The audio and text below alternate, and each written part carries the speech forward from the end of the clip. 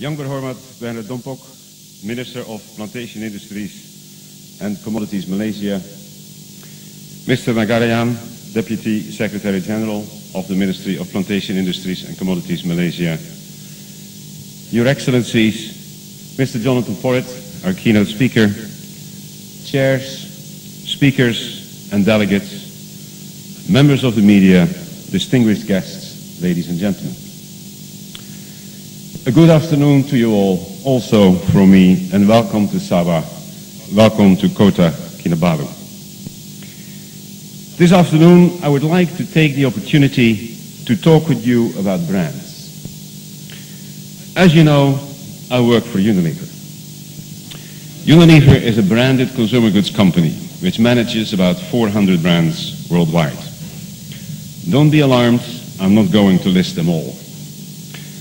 But I know some of them are familiar to you all.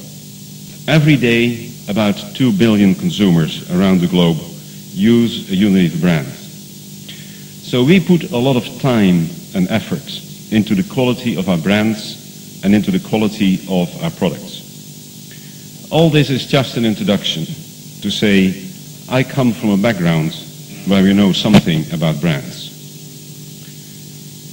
The RSPO is becoming a brand in its own right.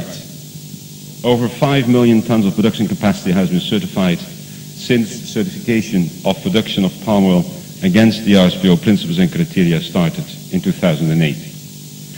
That is over 5 million tons of crude palm oil and over 1 million tons of palm kernel oil. This deserves praise. Praise to all those producers who have gone through the effort of adapting their management systems and practices to get certified. And praise to all of those who are still in the process of changing their practices. Certified raw material is finding its way to the market in a number of different ways. Some of the oil is sold unbranded, undifferentiated, where the miller has opted to sell green palm certificates. Over 2 million green palm certificates have been sold. That is a real success. Some oil is sold through supply chain models which allow for branding of the oil. One option is mass balance, which allows for some mixing with uncertified oil, and the other one is segregated, keeping certified oil segregated from non-certified oil. Now, let's talk about the value of brands. Brands embody a set of values and promises. When you buy your favorite brand of kitchen cleaner, for example, you know it will do the job well. You trust the brand. You buy it over and over again. Brands help you convey a message without having to list all the benefits. That's why brands make communication easier, more effective, simple. The message RSPO wants to communicate is RSPO certified palm oil has been produced in a sustainable way. And this means that RSPO certified palm oil comes with a number of assurances. That good agronomic practices have been applied. That biodiversity is protected. That no high conservation value areas have been converted. That free, prior and informed consent has been deployed to reach agreement with local communities. That proper working conditions are guaranteed. And so on. RSPO have created and registered the RSPO trademark. This helps users of certified palm oil to communicate all the benefits to their customers and consumers. This is because the market is beginning to understand the benefits, the assurances that the RSPO trademark, the brand, communicates. But, and I know that this is an issue that is heavily on your minds, not all RSPO certified palm oil is being sold as certified. The value of the brand is not being used. Why is that? Let me offer two possibilities. The first possibility is that palm oil users are dragging their feet for no good reason. RSPO members have all signed up to the Code of Conduct, which means they have all committed to production, procurement and use of sustainable palm oil.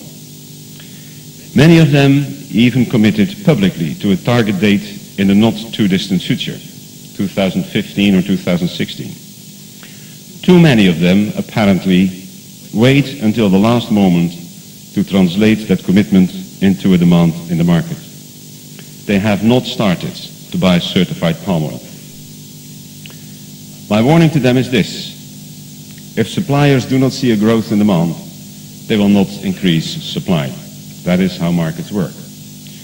So if all users of palm oil wait until 2015 to start buying CSPO, there will not be enough CSPO available in 2015. Waiting to start buying certified palm oil sends the wrong signal. Here is a second possibility. The RSPO brand isn't strong enough. It fails to convey the necessary assurances to the market. It is like a cleaner that fails to clean. This apparent lack of credibility can be assigned to a lack of cooperation and uptake by growers. Cannot be assigned to a lack of cooperation and uptake by growers, nor a lack of rigor in the standard setting process. This is all well documented. There is, however, a growing list of grievance cases where RSPO members are being challenged or even accused of not adhering to the RSPO P&C. And although the RSPO grievance panel is doing excellent work in this area, it takes a long time for individual cases to be resolved, and new cases are still being added to the list. The reality is probably a combination of the two possibilities I have outlined. Both possibilities undermine the credibility of the brand. The first one, because it suggests that RSPO's own members do not put their trust in the RSPO brand. The second one, because some RSPO members are failing to provide the kind of assurance the RSPO brand promises. If the General Assembly agrees later this week, the RSPO's new vision, and it's already on the board behind me, will be RSPO will transform the market to make sustainable palm oil the norm. In order to realize that vision, all RSPO members have to weigh in. Along the palm oil value chain, all stakeholders have to actively and visibly participate in that transformation. An old African saying goes like this: if you want to go quickly, you walk fast and you walk alone. But if you want to go far, you walk with others. RSPO wants to go far. Ladies and gentlemen, I thank you for coming, and I wish you a very successful conference and walking with others to a brighter future. Thank you.